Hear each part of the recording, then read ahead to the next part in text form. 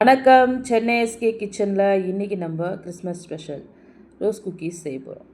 அதுக்கு தேவையான பொருள் வந்து ஒரு அரை மூடி தேங்காய் எடுத்துக்கலாம். ஒரு 3 ஏலக்காய் போட்டுக்கலாம். அந்த தேங்காயிலேயே நல்லா தண்ணி விட்டு நல்லா ஒரு 3 ட்ரிப்புக்கு திக்காக நல்லா பால் எடுத்துக்கோங்க. ஏன்னா இந்த பால் தான் நம்ம மாவில் மிக்ஸ் பண்ண போகிறோம். தண்ணி மிக்ஸ் பண்ணுறதை விட இந்த தேங்காய் பால் மிக்ஸ் பண்ணி நம்ம செஞ்சோம்னா இது ரொம்ப நல்லா டேஸ்ட்டாக இருக்கும். ஃபஸ்ட்டு வந்து நம்ம ஒரு கடாயில் எண்ணெய் நல்லா முழுகிற அளவுக்கு ஒரு 1 லிட்டர் போல் கூட நீங்கள் எண்ணெய் ஊற்றிக்கோங்க. நான் வந்து இரும்பு கடாய் வச்சுருக்கேன். அந்த இரும்பு கடாயில் நம்ம செஞ்சோம்னா அது ஹெல்த்துக்கும் நல்லது. இன்னொன்று செய்கிற எந்த ஒரு பொருளும் நம்மளுக்கு குயிக்காக குக் ஆகிடும்.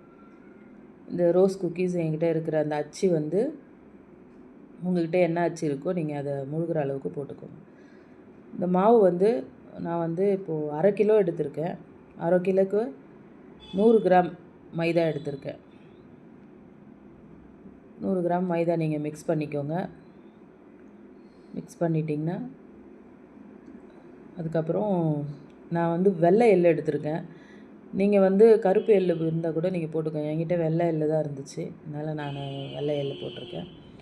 வெள்ளை எள் போட்டுக்கோங்க. ஒரு 2 ஸ்பூன் எள்ளு போட்டுக்கோங்க. நல்லாயிருக்கும். அங்கங்கே இது தெரிஞ்சால் ரொம்ப நல்லாயிருக்கும். அதேமாதிரி சர்க்கரை வந்து ஒரு 100 கிராம் சர்க்கரை எடுத்திருக்கேன். மைதா 100 கிராம், அதே மாதிரி சர்க்கரையும் 100 கிராம் எடுத்திருக்கேன். 1/2 கிலோ அரிசி மாவு எடுத்திருக்கேன்.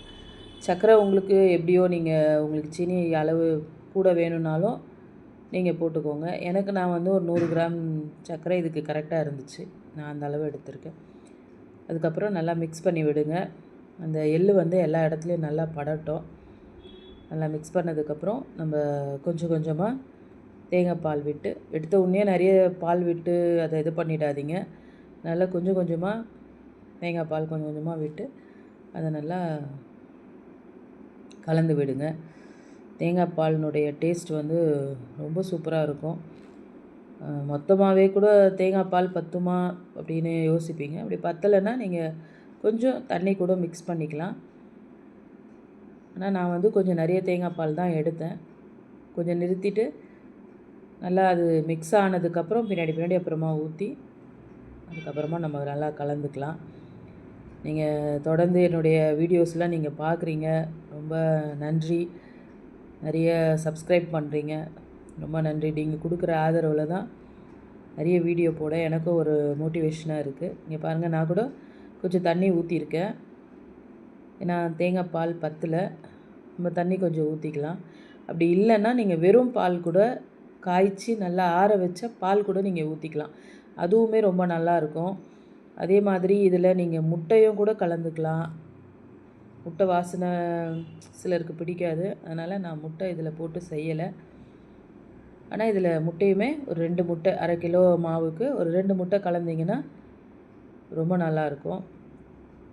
அதனால் இதை நல்லா மிக்ஸ் பண்ணிக்கோங்க. எடுத்த உடனே பார்த்து ரொம்ப தண்ணி மிக்ஸ் பண்ணிடாதீங்க. இது நல்லா எப்படி இருக்குது பாருங்கள், தோசை பதத்தில் இருக்குது இந்த மாவு. கூட கொஞ்சம் இன்னும் கூட கொஞ்சம் தண்ணி நான் கலந்துக்கிறேன்.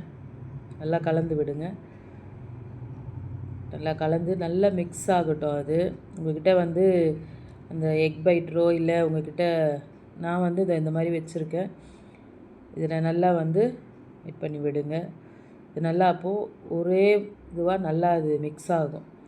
இது வந்து இதனுடைய பதம் எப்படின்னா, இந்த ஸ்பூனில் வந்து நல்லா ஒரு கோட்டிங் மாதிரி இருக்குது பாருங்கள். இந்த 2 பக்கமும் அதுவே அழகாக பைண்ட் ஆகுது பாருங்கள். அந்த மாதிரி ஒரு கோட்டிங் மாதிரி அது மேலே ஸ்பூன் மேலே பிடிச்சிச்சின்னா இது கரெக்டான பதத்தில் இருக்குதுன்னு அர்த்தம். நம்மளுடைய மாவு ரெடி ஆகிடுச்சு. இங்கே பாருங்கள், நல்லா இந்த அச்சு வந்து நல்லா ஹீட் ஆகிடுச்சு. முன்னாடி ஹீட் ஆகணும். பார்த்து பொறுமையாக செய்யுங்க. எண்ணெயில் செய்கிறப்போ மாவுக்குள்ளே ஃபுல்லாக வந்து டிப் பண்ண வேணாம். ஒரு 3/4 வாசி டிப் பண்ணி பொறுமையாக எடுத்து இந்த எண்ணெயில் விடுங்க. கொஞ்சம் லைட்டாக அந்த அச்சியை ஷேக் பண்ணிங்கன்னா, அது நல்லா பழகின அச்சியாக இருந்ததுன்னா தானாகவே அழகாக அது விழுந்துடும். இங்கே பாருங்கள், அழகாக அதுவே விழுந்துருச்சு பாருங்கள். திரும்பவும் அந்த அச்சியை வந்து எண்ணெய்க்குள்ளேயே விட்டு வைங்க. ஏன்னா அது ஒரு முறையும் அது நல்லா அந்த அச்சு வந்து ஹீட் ஆனால் தான் நீங்கள் மாவில் டிப் பண்ணுறப்ப அது நல்லா வரும். இதை டக்குன்னு திருப்பிடுங்க. ஏன்னா முதல் தடவை அந்த அச்சு நல்லா காயறதுனால எண்ணெய் நல்லா சூடாக இருக்கும். நெக்ஸ்ட்டு போடுறதுலேருந்து அது நல்லா வரும். எண்ணெயில் பொறுமையாக செய்யுங்க. நல்லா பொறுமையாக செஞ்சிங்கன்னா சூப்பராக வரும். இது நான் வந்து ஒரே ஒரு அச்சு மட்டும் தான் போட்டு நான் உங்களுக்கு செஞ்சு காட்டியிருக்கேன். உங்கள்கிட்ட 2, 3 அச்சு இருந்ததுன்னா இன்னும் கூட கொஞ்சம் பெரிய கடாயில் நீங்கள் எண்ணெய் நிறைய ஊற்றி 2, 3 அச்சு ஒரே நேரத்தில் போட்டு கூட இப்போ நிறைய மார்க்கெட்லலாம் கிடைக்குது.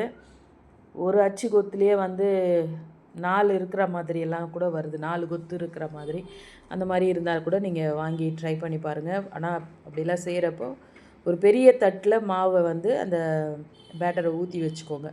அப்போ இன்னும் கூட உங்களுக்கு ரொம்ப ஈஸியாக இருக்கும். இந்த மாதிரி ஒரு நீட்டு ஸ்டிக் மாதிரி எதனா இருந்ததுன்னா அதில் வச்சு எடுங்க. இந்த மாதிரி கொஞ்சம் எண்ணெய் நல்லா வடிச்சிட்டு எடுத்திங்கன்னா நம்மளுடைய சூப்பரான அச்சு முறுக்கு ரோஸ் குக்கீஸ் ரெடி ஆகிடுச்சு. நல்ல முறுமுறுன்னு அந்த நம்ம பால் கலந்துருக்கிறதுனால தேங்காய் பால் போட்டிருக்கிறதுனால ரொம்ப சூப்பராக இருக்கும். Happy Christmas. தேங்க்யூ ஃபார் வாட்சிங். Please like, share and subscribe.